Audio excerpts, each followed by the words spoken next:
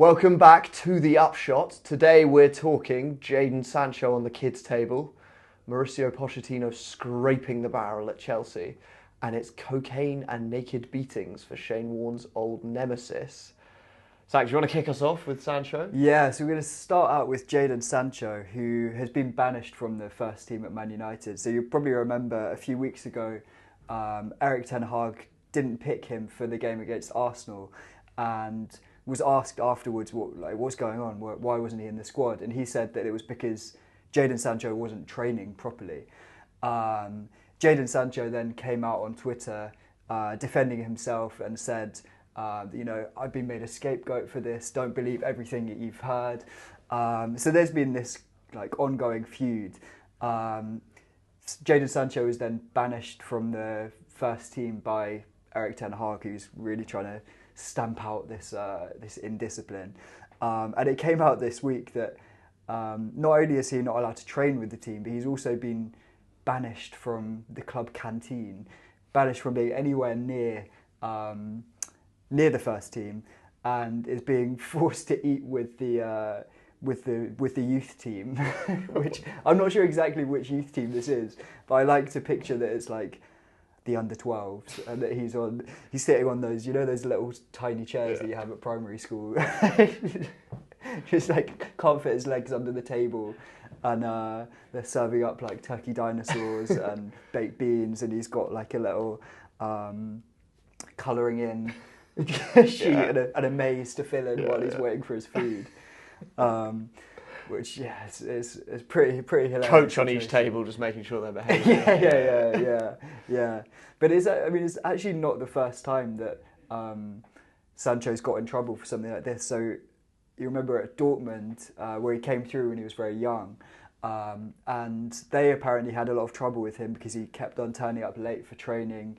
And the reason apparently was because he was up all night playing FIFA. Right.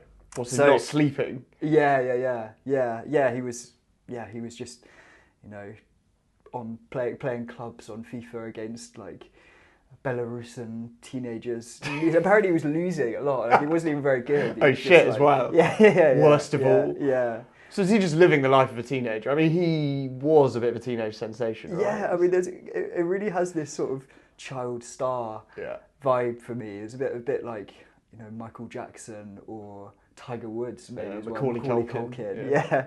These not Michael Jackson with Macaulay Culkin, because that's definitely not different vibe. Yeah. But yeah, it's these child prodigies that never really grow up. So maybe the kids' stable is the right place for him. How old is he? 23. He's 23 now, so it's about time he started bucking his ideas up. Growing up, I guess. That's what Erik ten Hag would think as well. Is Ten Hag's beef that he's playing FIFA, or is that just an additional aspect to his messy lifestyle? I don't know. He's late a lot. He's more of a Pro Evo guy. But I don't know, it kind of has similarities with Ten Hag's fallout with Ronaldo. Kind of this time last year, I guess it was, where Ronaldo refused to come on as a sub against Tottenham, and Ten Hag also banished him from the first team. And there was a funny story from that time that apparently Ronaldo wasn't allowed anywhere near the dressing room, but he wanted to get his flip-flops out of the locker. So he's just to the manager, please, can I... He was right, I'll be honestly a minute, I'll just pop in there. I won't say anything. Just want to grab my flip-flops, I won't speak to anyone. And Ten Hag was just no, you're not coming anywhere near the dressing room. So Ronaldo had to get a youth team player to run in and get his flip-flops for him. How come that guy's allowed in the dressing room as well? Yeah, I don't know. Is the prefect of the youth team, really well behaved, house captain. Yeah.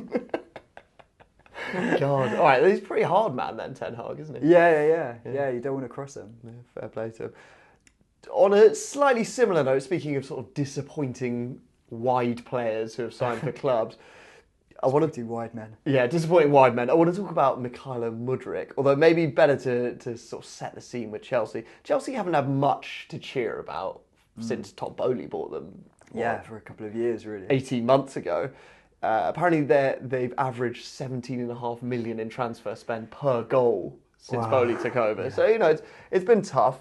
They finally had a positive on Wednesday night this week when they did manage to score in the League Cup, which was their first goal since August. Yeah. And I think there were a few sighs of relief in the social media team when they were thinking about how they were going to knock up the goal of the month video for September.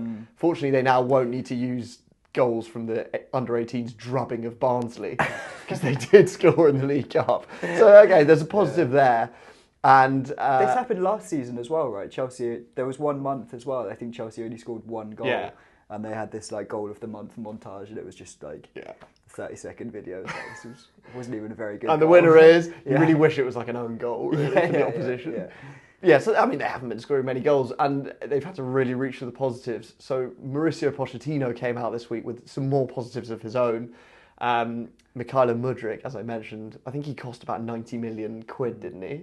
They only bought him because Arsenal wanted to sell him. But He had about 6 goals in the Ukrainian Superliga, and Arsenal wanted to buy him, and he had a lot of TikTok followers, so Chelsea were like, fuck yeah, we'll have him.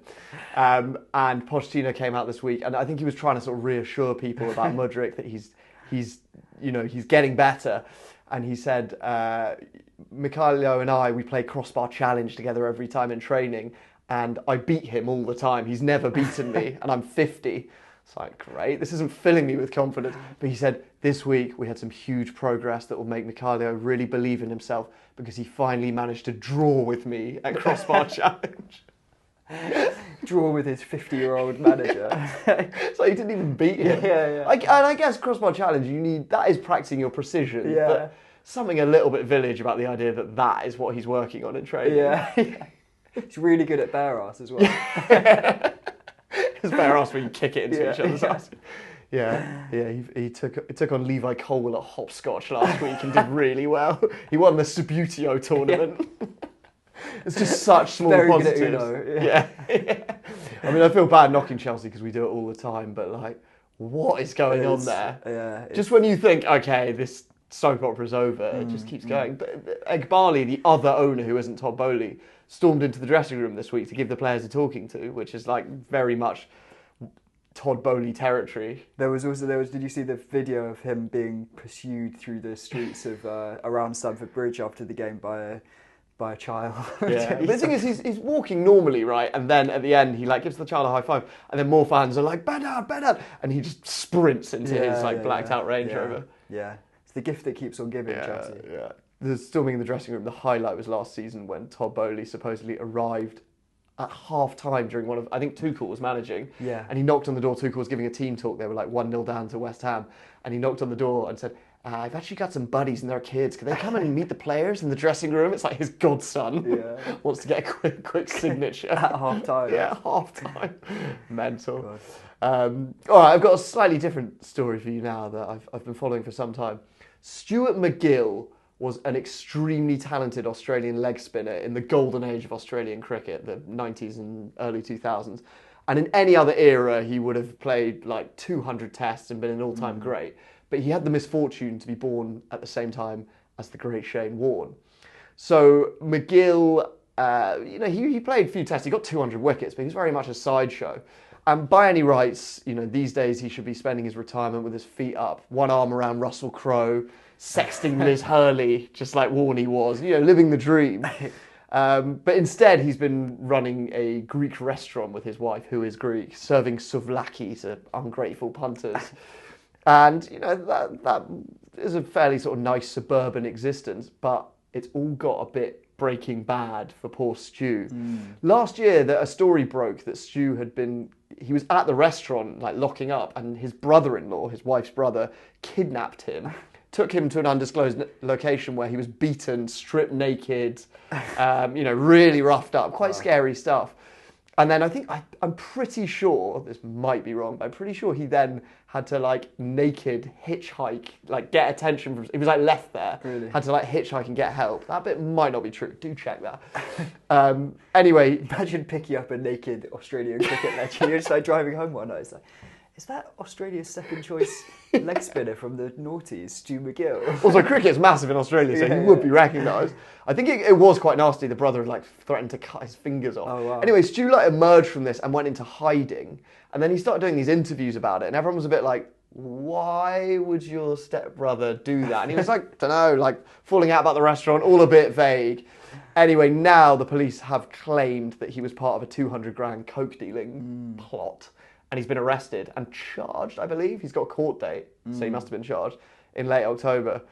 Real sliding doors moment. I mean, I don't think the great Shane would ever have got involved in any funny business like that. Sure not. But, you know, had Shane Warne not... You know, the story of Warne is that he got an injury when he was a small child that meant he had to crawl around on his hands for a whole year, which is why he had such strong wrists and why he was like a freak. Had that not happened, you know, could Shane Warne have been mixed up in... Yeah, Stu McGill could be the one sipping champagne in some Bahamas resort. Yeah. God. Instead he's in a suburban Greek restaurant selling gear. Allegedly. I don't think he's selling gear. Might not have been. It's mixed up with some bad guys. Yeah, who's his brother-in-law as well. Yeah, all pretty mental. Australian cricket's had a few like this. There was a video last year of Michael Clarke, who was captain until sort of 7 years ago. Like half naked, like limping, chasing his wife, screaming at her, and then she just like slaps him in front of loads of onlookers. It's all quite soap opera. Very Neighbours. Yeah, very Neighbours. It's all very Erinsborough. Yeah, pretty nuts. Yeah.